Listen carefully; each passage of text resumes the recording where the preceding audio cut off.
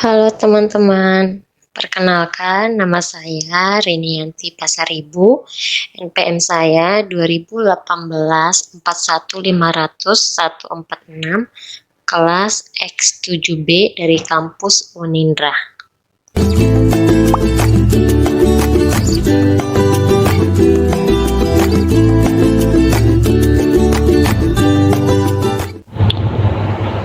Assalamualaikum warahmatullahi wabarakatuh. Nama saya Eva Fajria. NPM saya 2018 41500 192. Saya dari kelas X7B Pendidikan Biologi di kampus Unindra.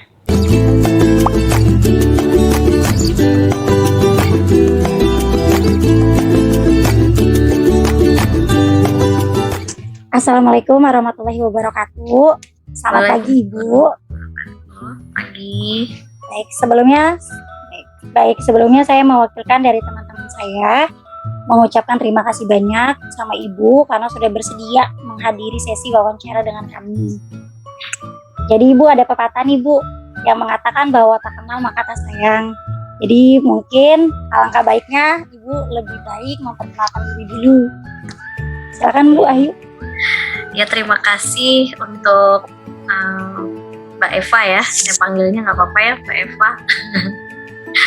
Bener ya, ini Mbak Eva namanya ya? Ya. Nah, terima kasih untuk kesempatannya saya berikan kepada saya. Ya, bismillahirrahmanirrahim. Assalamualaikum warahmatullahi wabarakatuh. Waalaikumsalam warahmatullahi wabarakatuh. Sebelumnya saya ingin memperkenalkan diri terlebih dahulu ya. Nama saya lengkapnya itu Ade Ayu Nur Aini, gelarnya SSI SPD. Kebetulan kenapa saya punya 2 gelar S1 ya, karena memang S1 pertama saya itu saya memang sarjana biologi, tapi biologinya biologi murni. Terus yang kedua memang kemarin belum lama ini saya menempuh pendidikan PGSD ya, kebetulan di UT. Alhamdulillah sudah selesai, sudah mendapatkan gelar SPD-nya. Untuk mengajar, saat ini saya mengajar di 2 tempat kebetulan. Yang pertama di SMA Harapan Jaya, tepatnya di daerah Cengkareng. Lalu yang kedua saya juga mengajar di SDN Negeri Kampung Baru 1 di Tangerang. Tadi untuk background pendidikan sudah ya, tadi saya lulusan daripada S1 saya adalah biologi Universitas Jenderal Sudirman, dan yang kedua tadi saya di UT ya, UT Jakarta. Ya mungkin itu sekilas perkenalan dari saya. Ada yang mungkin mau ditanyakan lagi mengenai udah berkeluarga Ibu. Kenapa? Ibu Ayu udah berkeluarga. Oh gitu. Oh sudah berkeluarga. Alhamdulillah belum. Doakan saja ya. Semoga ya Bu. Berkeluarga. Masih single kalau katanya mah. Semoga ya Bu. Iya. Aduh. Semoga. Kalau tanggal lahir nggak perlu kan ya? Terima kasih banyak Bu ya. Perlu. Oh nggak perlu ya. Iya, baik kita langsung aja ya Bu. Oh iya silakan. Waktu tanya jawabnya langsung. Jadi gini, saya mau nanya nih Bu, ada beberapa nanti pertanyaan dari saya, baik dari rekan saya dengan Kak Rini. Saya sendiri dari Eva. Langsung saja ya Bu ya, saya tanya nih pertanyaan yang pertama. Apakah Ibu mengetahui tentang teori evolusi Bu? Teori evolusi ya. Teori evolusi ini menurut saya itu merupakan suatu perubahan yang dialami oleh makhluk hidup, yang mana lambat laun ya, bergerak secara lambat namun memerlukan waktu yang cukup panjang dalam perubahannya. Itu teori evolusi. Nah, teori evolusi sendiri sebenarnya itu banyak ya, sangat banyak. Namun yang kita sering dengar ya, mungkin ya yang sangat terkenal itu teori evolusi yang dikemukakan oleh Charles Darwin, yang mana dengan buku fenomenalnya yang mungkin juga teman-teman mahasiswa ini juga sudah tahu, yaitu bukunya yang bernama The Origin of Species ya. Dimana di situ Darwin mengungkapkan bahwa perubahan pada makhluk hidup itu didasarkan karena seleksi alam. Seleksi alam yang mana mewariskan sifat-sifat yang sesuai dengan lingkungan ke generasi berikutnya. Itu menurut evolusi menurut saya. Baik, selanjutnya yang kedua nih Bu. Apa yang Ibu ketahui tentang Lamarck, Darwin, dan seleksi alam? Untuk Lamarck ya, nah ini juga salah satu pengemuka teori evolusi. Ya mungkin sedikit aja cerita bahwa memang teori evolusi itu sangat banyak, namun memang yang cukup dikenal, yang mungkin sering ada banyak juga di buku-buku, khususnya di buku SMA juga, itu ada namanya teori katatropisme yang pertama, terus yang kedua teori dari Lamarck, yang ketiga itu dari August Weismann, dan yang keempat yaitu tadi Charles Darwin ya. Cuman saya mungkin nggak akan bahas satu-satu, mungkin yang diminta aja ya dari Lamarck. Kalau dari Lamarck ini, jadi menurut Lamarck, teori evolusi menurut Lamarck ini yaitu perubahan pada makhluk hidup itu atas dasar adaptasi terhadap lingkungan. Kalau menurut Lamarck, yang memang diturunkan kepada generasi berikutnya, diturunkan secara sifat-sifatnya itu diturunkan secara genetis. Nah, contoh yang dikemukakan Lamarck ini menggambarkan adalah seekor jerapah ya, jerapah. Jadi menurut Lamarck itu jerapah pada zaman dulu itu semua berleher pendek gitu. Yang mana karena menurut dia berdasarkan adaptasi lingkungan ya, karena memang tempat makan jerapah itu yang tinggi gitu, yang membuat lambat laun terjadi perubahan fisik dari si jerapah tersebut yang tadinya berleher pendek itu menjadi panjang. Itu menurut Lamarck, dan itu diturunkan ke generasi berikutnya. Tapi untuk teori Lamarck ini ternyata dibantah oleh Darwin. Darwin kurang sependapat dengan teori yang dikemukakan oleh Lamarck. Jadi menurut Darwin, karena Darwin ini seleksi alam ini masuknya ke teorinya Darwin ya, yang saya ketahui ya. Jadi kalau kata Darwin itu kan perubahan itu berdasarkan seleksi alam, yang mana dia menggambarkan bahwa pada zaman dulu itu sebenarnya jerapah itu bukan hanya berleher pendek, melainkan ada dua jenis, yaitu berleher panjang dan berleher pendek. Tapi akibat seleksi alam, karena tadi tempat makannya yang tinggi, yang membuat si jerapah berleher pendek ini dia tidak lolos gitu loh, yang akhirnya mengakibatkan kepunahan, sehingga yang bisa survive yaitu jerapah berleher panjang, seperti itu. Baik. Jadi pertanyaan selanjutnya Bu, apakah ada keuntungan jika kita mempelajari teori evolusi tersebut? Keuntungan ya, kalau keuntungan itu pasti ada, karena begini, evolusi ini kan merupakan juga suatu ilmu ya, suatu teori yang dikemukakan oleh para ilmuwan-ilmuwan, yang mana memang yang namanya suatu pengetahuan itu tuh menurut saya penting untuk diketahui, penting untuk dipelajari gitu. Jadi nggak masalah lah. Berarti penting ya intinya. Iya. Baik. Yang selanjutnya, kalau misalnya Ibu nih, kayak apa Ibu mengetahui tentang manusia purba? Manusia purba ini merupakan manusia prasejarah ya, manusia yang memang belum mengenal tulisan ya. Nah, dan manusia yang hidup pada ratusan juta tahun lalu ya. Itulah manusia purba. Ya, bisa. Jadi selanjutnya, pertanyaan selanjutnya, menurut Ibu, siapa nenek moyang manusia menurut teori evolusi?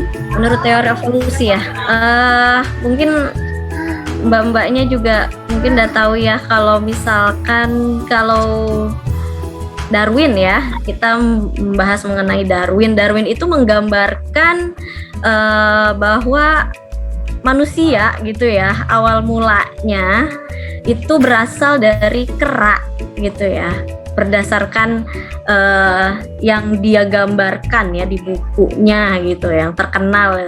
Namun sebenarnya seperti ini, yang namanya teori itu kan sebenarnya bukan sesuatu yang mutlak gitu ya, masih bisa dikembangkan. Sehingga untuk nenek moyang sendiri, kalau sebenarnya secara gamblang teori evolusi itu tidak menyatakan bahwa asal muasal atau nenek moyang dari manusia itu adalah kera, tidak. Melainkan dia mengatakan bahwa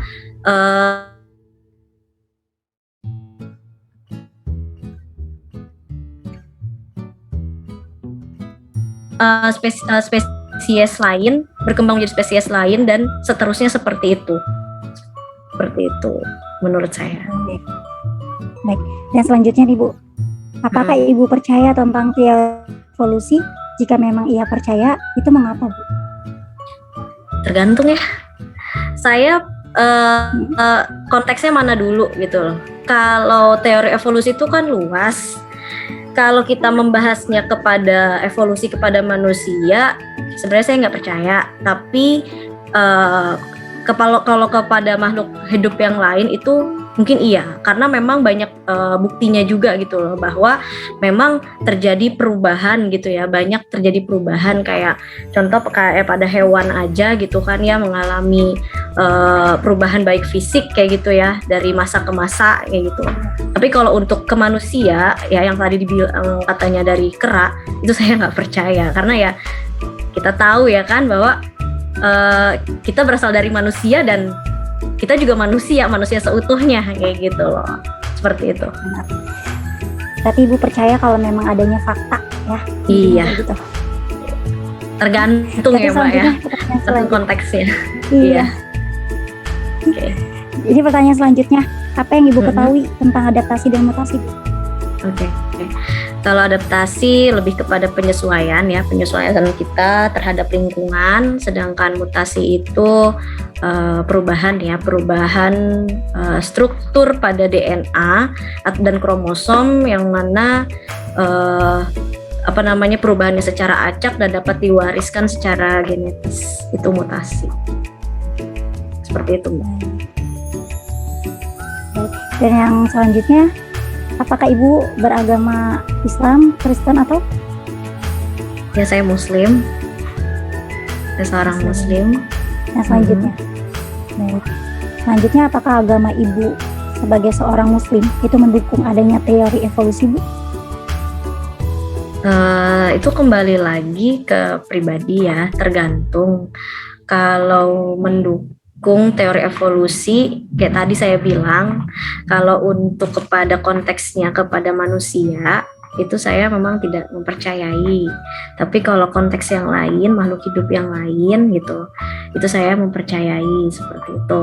Jadi tergantung, menurut saya seperti itu. Baik. Kira-kira menurut Ibu, siapakah manusia pertama kali, bukan menurut Ibu, maksudnya menurut agama Ibu? Iya. Kalau di agama kita ya, kita tahu ya, yang Mbak Evanya juga seorang Muslim, bahwa manusia pertama yang diturunkan ke bumi ya oleh Allah itu Nabi Adam ya, dan juga Siti Hawa, yang mana kita tahu Nabi Adam itu diciptakan oleh Allah sudah dalam bentuk yang sempurna, manusia utuh, berakal pula gitu ya. Jadi ya memang bisa dikatakan bahwa kita, yang tadi saya bilang, kita dari manusia seutuhnya dan memang diturunkan menjadi manusia yang benar-benar manusia gitu. Seperti itu. Baik, terima kasih Bu atas jawabannya. Dan selanjutnya saya beralih ke rekan saya untuk menanyakan lagi perihal pertanyaan kepada Ibu. Silakan Kak Butet. Oke, terima kasih Bu. Selanjutnya saya yang bertanya nih ya Bu. Oh iya. Boleh tahu namanya Mbak, biar nggak salah manggil nanti. Oh, iya. Nama saya Rinianti Pasaribu, Ibu. Oh iya, silakan Mbak Rini. Di sini saya mempunyai ada 7 pertanyaan, Ibu. Yang pertama ya Bu. Di sini menurut Ibu, apakah teori evolusi ini bertentangan dengan agama yang Ibu anut? Kalau dibilang bertentangan, jawabannya masih sama ya Mbak ya. Sebenarnya tergantung lagi gitu ya, tergantung.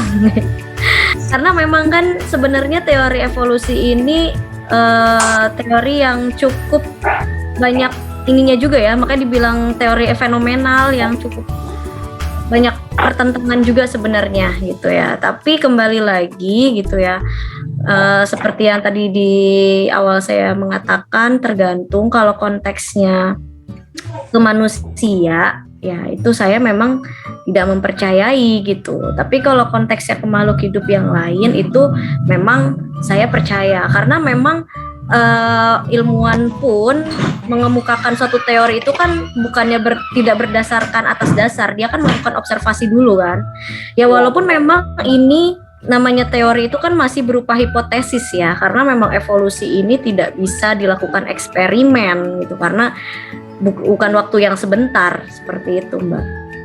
Jadi kalau bilang bertentangan, mungkin secara dari agama ada ya pertentangan ya. Ada. Terkait ya tadi kalau misalnya kayak asal muasal manusia ya khususnya ya, seperti itu.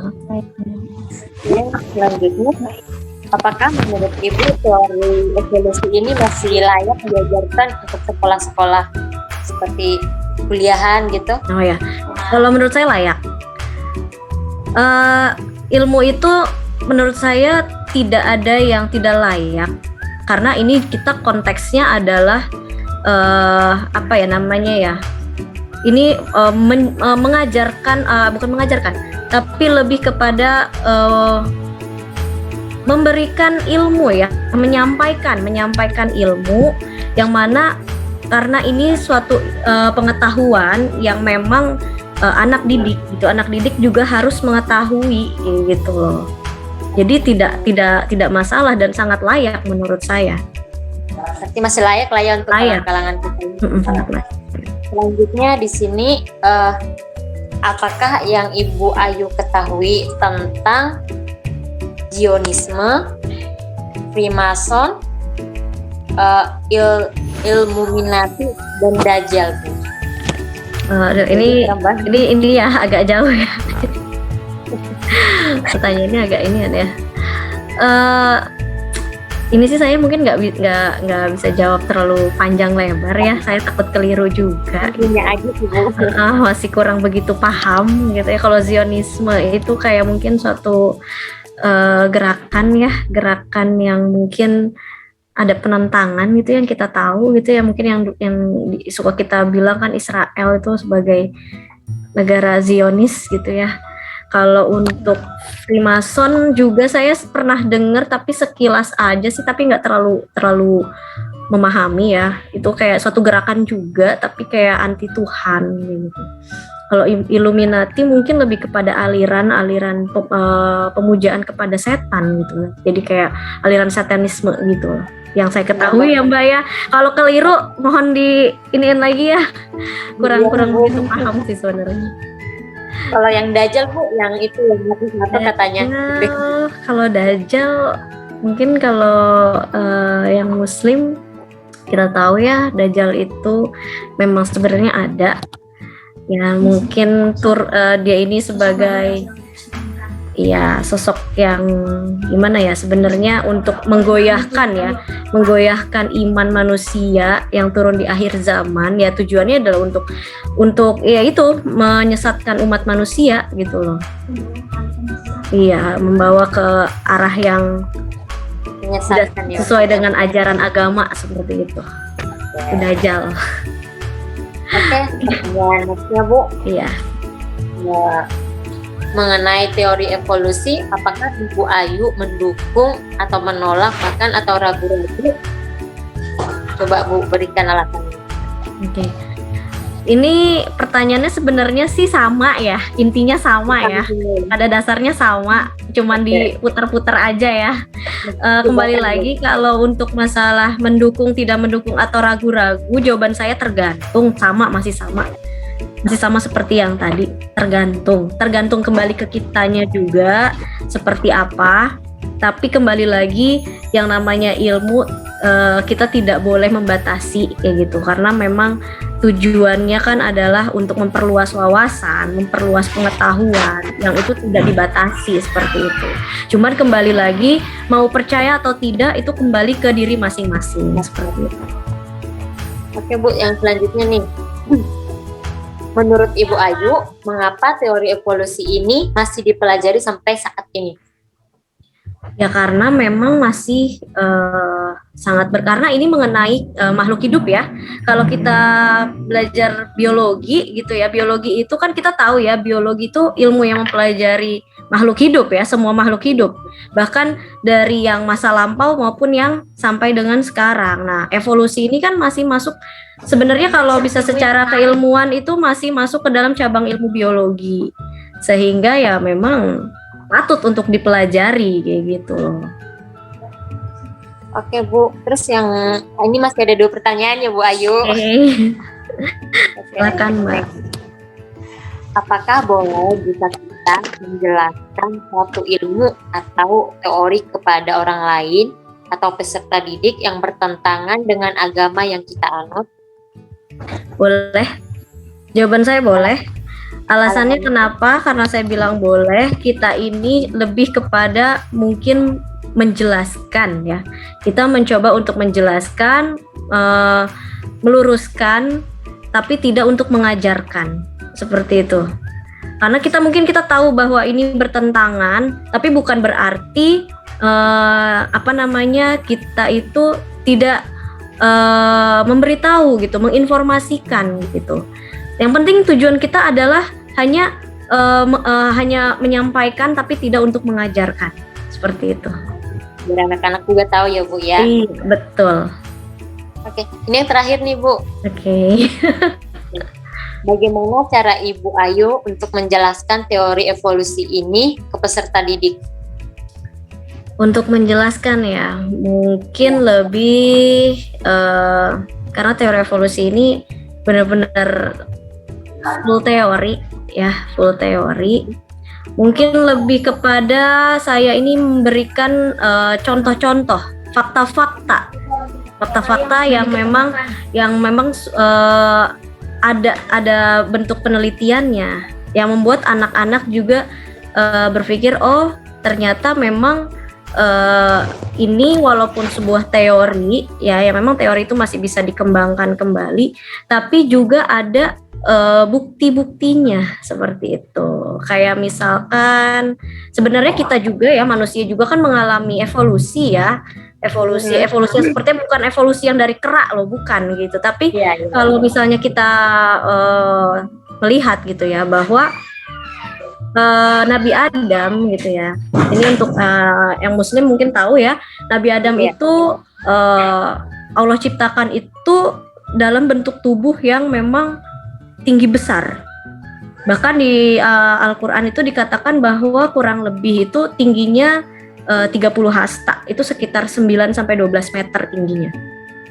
Tapi lambat laun karena manusianya semakin banyak, kan nggak mungkin ya kalau misalnya di muka bumi ini diisi oleh manusia dengan berukuran raksasa seperti itu ya. Lambat laun gitu, karena semakin banyak sehingga menyesuaikan dengan lingkungan, dengan wilayah geografis ya yang ada, sehingga ya sampai dengan sekarang ini manusia yang pada ukuran-ukuran pada umumnya seperti itu. Makasih ya Bu Ayu untuk jawabannya. Karena sama-sama. Ya, ini sebelumnya saya mohon maaf kalau misalnya di jawaban saya banyak yang mungkin keliru atau mungkin kurang memuaskan para kakak-kakak mahasiswa ini. Buat gimana ya? Jangan lupa teman-teman untuk like, comment, and subscribe channel ini ya. Semoga membantu, semoga bermanfaat untuk yang melihat video ini. Terima kasih dari saya. Assalamualaikum warahmatullahi Terima kasih banyak wabarakatuh. Ibu Ayu. Terima kasih, Waalaikumsalam sama-sama. warahmatullahi wabarakatuh. Banyak Oke.